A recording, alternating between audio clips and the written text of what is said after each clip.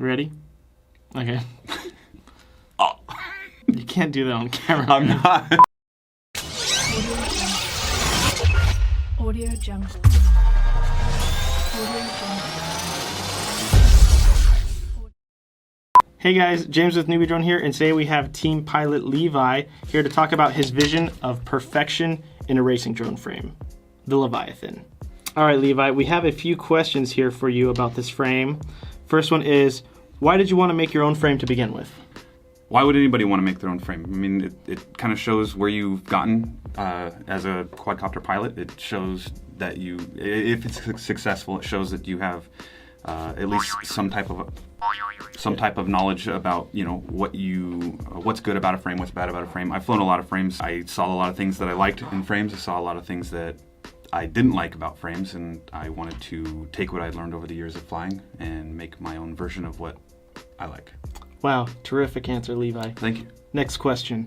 What inspired your frame design? Specifically, this guy right here. All right, well, actually, it's a pretty easy story to tell. So I was driving in the car, actually in the passenger seat, and I pulled my Surface out and just started drawing and doodling kind of frame designs, whatever. And I was thinking... Blue's Clues? Exactly like Blue's Clues, yeah. So I started trying to think about something strong and something powerful, because when I design a frame, I like to think about... When I design a frame, thanks. So I was trying to think about making a frame and designing a frame. Newbie had asked me if I wanted to design something, and I wanted to. So I started thinking about what I wanted in a frame, and one thing that was always really important to me was strength. And a lot of people, a lot of pilots out there that do racing specifically, they'll bring 6, 7, like the good guys will bring 6 or 7 of the exact same frame built. And they do that because they want nothing to change each time they go up. If they crash and something gets damaged, they want to pull out their second one and it be the exact same. I was coming from a different approach for like a normal person, and I wanted to approach it differently. So what I thought was build a frame that can crash and not break. You can fly the same frame all day and you don't have to worry about having many of the same types of frames. I mean, obviously motors and electrical problems you can't avoid, but what I came to was the design of an axe. An axe it's made to hit, it's made to bang into things, and it's designed in a certain way to accept force, or to handle direct force. So if you look at the side of this frame, this is a two-sided axe. That was where that's where the design came from. The arms on the inside where they come into the frame here, they actually contour the exact sandwiched plate on the bottom here, and that makes this bottom plate, in essence, a 6 mil thick base plate without being physically 6 mil. Yeah, we should rename that frame the Thick Daddy frame. It's not thick though. That's what she said! In the design of this frame, making it strong as it is, we actually didn't get it to be too heavy, which a lot of the frames that claim to be really strong tend to be super heavy, or heavier than the standard frame. And this is not an ultralight or you know, by any means, but it is not excessively heavy. Let's talk about your box. Well, it's pretty simple. Kind of reminds me of Stranger Things. It's not at all like Stranger Things. Like the idea of Stranger Things going around, or just 80s retro in general kind of being cool again. Question, is Olivia Wilde in there? Who? Olivia Wilde? She was in the Neutron. Oh. No. Not included? Nope. Nope. Accessories sold separately. Okay, anyway, so me and my wife sat down, we started hashing out our frame design. We started with the logo here, and I fly pink or purple as kind of my color for frames. It's been for quite a while, so I wanted to incorporate that color into it. And, what was that? No. Nothing? No, just You weren't saying? cue signs for the video. Oh, thank you. All right. So pink, I really, really love pink. I mean, you know, just my favorite thing. It just makes me feel floaty and happy, like unicorns. And went for an 80s look, got an 80s look. I like the dark kind of design. Unyielding strength. Ooh. So this frame is also going to come with optional accessories, isn't that correct? Yeah, correct. Stretch arms.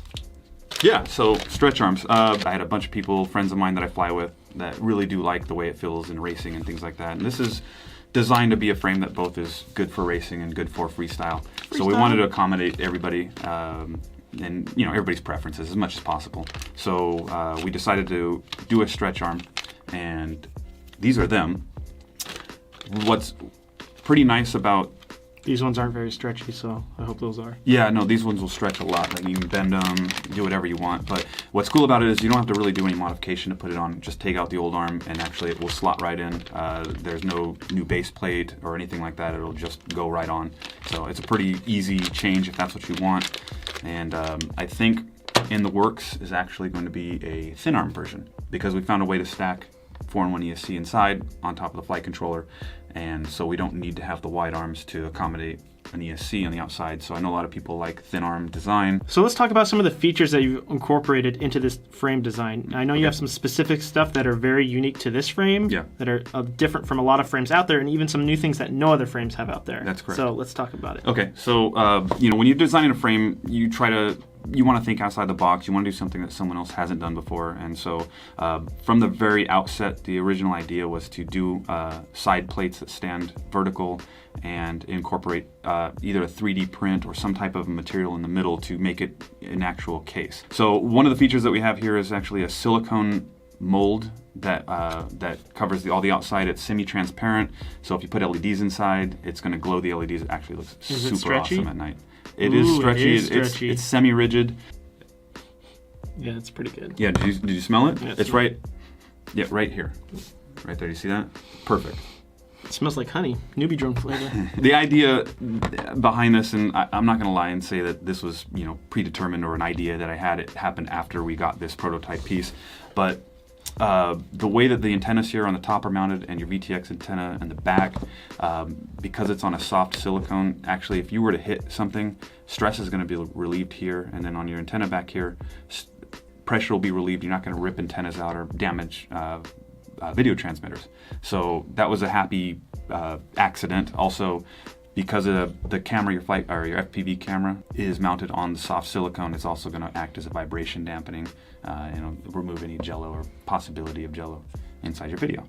We have a GoPro slot right here. It's a session style GoPro slot. The idea, it's at 45 degrees, which a lot of people that saw us originally thought was a little excessive. But the idea behind it is you can pad up back here with foam tape or whatever to change out your angle or lower your angle. So I wanted at least 45 because it seems like for people doing racing, it seems like a pretty standard roundabout angle to be at. And then one of the best features that we have is, I don't know if you can see this on the camera, but in the back here we have a slot that's at you want to handle that? So there's a slot in the back for mounting your video transmitter and your receiver, and it's really nice. A lot of frames you'd have to find a way to stack or zip tie or anything like that to get these extra little pieces secured down, and doing it this way, yep, it's there. That's how you figure out everything, right? Is by smelling it, right, tasting it, and touching it. No, not tasting, just smell. Just smell? That's pretty impressive. The plate back here is to give you an actual plate to mount your other components on instead of having to not do it that way. I do want to say one thing. My favorite part of this frame, the best part of the design for me anyway, is this silicone piece. It really makes the quad stand out from anybody else, especially at night. You put one LED in here and the whole thing's going to glow, and it just looks super awesome flying in the air. When I'm at races, I'll have people actually say, yeah, it's easy to follow you because you're the brightest and brightest one out there. Light bright. Yeah, so I really like that, and I have yet. Come to life. Thank you. So, yeah. One other thing I would say about this frame is that we've had 3 other test pilots flying these, some that are really crash happy, like it's... I don't want to say any names.